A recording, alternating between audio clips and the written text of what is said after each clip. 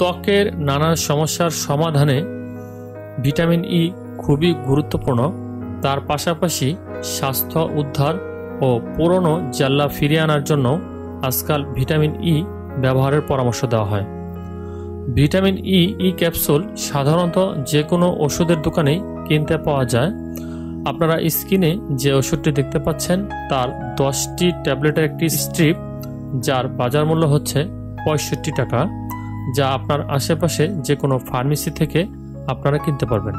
অনেকেই রাতে শোবার আগে ত্বকের পরিচর্যা বা ত্বকের যত্ন হিসেবে প্রতিদিন নিয়মিত ভিটামিন ই ক্যাপসুল খুব গুরুত্ব দিয়ে ব্যবহার করে থাকেন।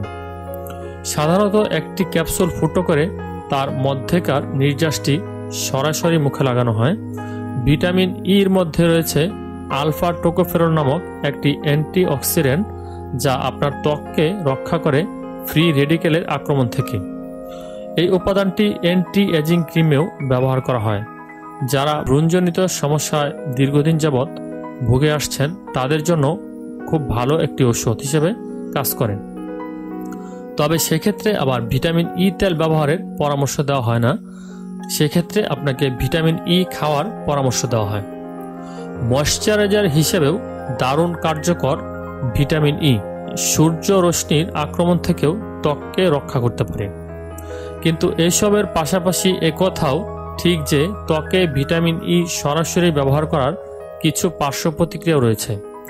বিশেষ করে যাদের ত্বক খুব সেন্সিটিভ বা যারা সোরিয়াসিস বা কন্ট্রাক্ট ডার্মাটাইটিসে ভুগছেন, তারা যদি সরাসরি ত্বকে ভিটামিন ই ব্যবহার করেন তাহলে কিন্তু হিতে বিপরীত হওয়ার আশঙ্কা রয়েই যায়।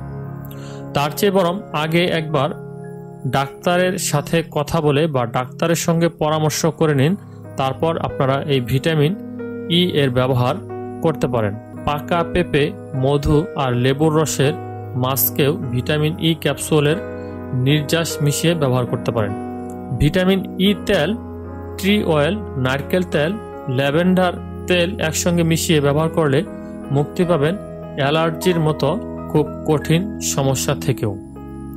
তো এই ধরনের একটি স্ট্রিপ আগে বলেছি 65 টাকা আপনার কাছ থেকে দাম নেবে, আর সবুজ কালার মানে হচ্ছে 200 IU যেই ক্যাপসুলটি আছে তার দাম নেবে 45 টাকা।